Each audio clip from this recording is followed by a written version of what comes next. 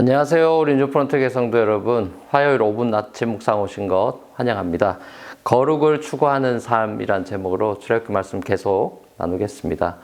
자, 하나님께서는 제사장 위임식을 집행하는 그 모세에게 화목제로 드려진 수장의 가슴살을 모세의 몫으로 주시죠. 희생제사 가운데 속죄제를 제외하고 대개의 경우 제사장은 하나님께 드린 제물 이외의 고기 부분은 그들의 몫으로 취하였습니다. 번제 시에는 제물의 그 가죽, 소제 시에는 불사자 드린 곡물 외의 곡물, 이 화목제 시에는 요제로 드려진 가슴 부위와 거제로 드려진 우편 뒷다리가 제사장의 몫이었고요.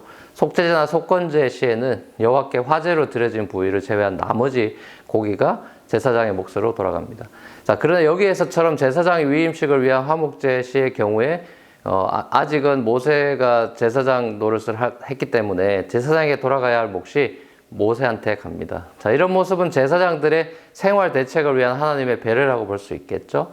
요제로 드려진 희생제물의 가슴 부위와 거제로 드려진 희생제물의 그 우편 뒷다리는 대대로 아론과 그 후손 제사장들의 몫이 되게 하였습니다. 이렇게 함으로써 하나님께서는 하나님을 섬기는 사역자들이 생활에 어려움을 당하지 않고 전심을 다해서 하나님을 섬길 수 있도록 배려하신 것이죠.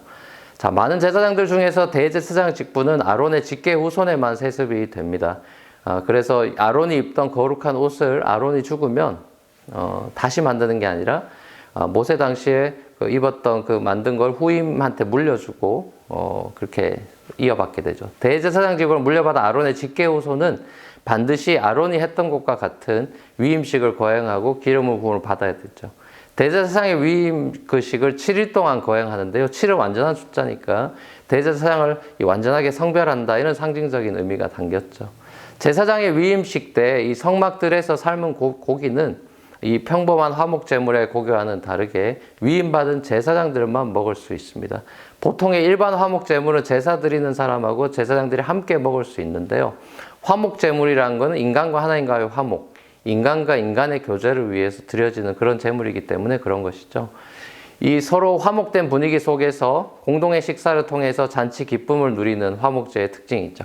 위임식의 화목제물은 일반 백성들은 먹을 수 없고 오직 제사장들만 먹을 수 있는데 아마도 그 이유는 위임식 화목제물이 성물이기 때문입니다. 제사장은 위임식을 통해서 죄사함을 받고 특별한 사명을 부여받았지만 일반 백성들은 여전히 죄 상태에 머물러 있었기 때문에 거룩한 위임식의 제물을 먹을 수 없는 거죠. 자, 이거는 이 이스라엘 평민이 드린 이 속죄 제물의 경우 제물을 드린 사람조차 먹을 수 없었고 오직 제사장만 먹어야 했던 경우와 그 맥을 같이 합니다. 위임식의 희생제물 그 남은 부분을 당일에만 먹을 수 있죠. 당일에 다 먹지 못하고 남은 거는 불태워야 되는데 그 이유는 하나님 앞에 드려진 제물이 어떤 경우에라도 소홀히 취급돼서 다른 목적에 사용되지 못하게 하려는 것이겠죠. 7일간의 위임식이 매일 한 번씩 거행되고 7번 반복함으로써 이제 끝이 나게 되는데요. 이런 절차를 거쳐서 위임받은 대제사장은 위임식의 이렇게 여러 가지 의미들을 철저하게 깨닫고 하나님 앞에서 온전한 헌신을 다짐할 수 있었을 것입니다. 7일간의 이 위임식은 철저한 순종, 온전한 헌신, 이런 걸 다짐하는 시간이었겠죠. 제사장 위임식에서 위임받는 제사장뿐만 아니라 제단까지도 속죄의식을 통해서 성결하게 한 거는 이 위임식 자체가 얼마나 거룩하고 참 신중하게 치러졌는지를 보여주죠. 제단을 위한 속죄의식은 젊은 수소의 피를 단 위 뿔에 바르고 남은 피는 단 밑에 쏟고 단에 기름을 부어서 성결케 함으로써 완료가 되는데요. 이때 모세는 관유를 단 위에 7번 뿌렸습니다. 제사장 위임식이 이렇게 매일 한 번씩 일주일 동안 7번 반복이 되고 이 단을 위한 속죄의식도 7번 반복됩니다. 성결의식을 통해서 단 자체가 이 제물을 거룩하게 할 힘이 생기는 것은 아니지만 피를 뿌리고 기름을 바르고 하는 그런 반복된 과정 속에서 하나님이 얼마나 이 거룩하게 하는 것이 중요한지를 우리에게 잘 보여줍니다. 사랑하는 우리 뉴프런트 교회 성도 여러분, 오늘 본문이 우리에게 뭘 보여줍니까? 하나님께서는 저와 여러분이 하나님을 닮은 완전한 거룩으로 세븐으로 나아가기를 원하신다는 거죠. 신약에도 자주 말씀하셨듯이 하나님께서는 우리를 흠이나 티나 주름이 없이 거룩한 자로 주님 앞에 세우겠다. 이게 거룩의 최종 목표를 말씀하십니다. 99%가 아니라 100%의 거룩을 추구하시죠. 자, 그렇다고 한다면 내가 거룩하니 너희도 거룩하라 라고 하나님께서 우리에게 말씀하시고 너희 아버지께서 완전하신 것 같이 너희도 완전하라 라고 예수님께서도 말씀하시듯이 우리도 거룩을 추구하며 살아야 하는 것입니다.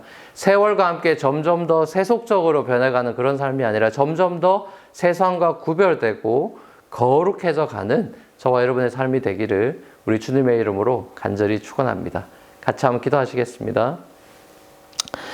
사랑권에 풍성하신 아버지 하나님, 우리가 마치 가나안에 들어가서 세속화되며 하나님 나라의 자녀의 정체성을 잃어버린 이스라엘과 같이 되지 않도록 우리가 이 땅 가운데서도 완전한 거룩에 나아가기 위해서 매일 말씀으로 기도로 우리 영혼과 몸을 깨끗하게 성별시키며 거룩하게 살아가는 우리의 삶이 되도록 주님 인도하여 주시옵소서. 감사드리며 예수님의 이름으로 기도합니다.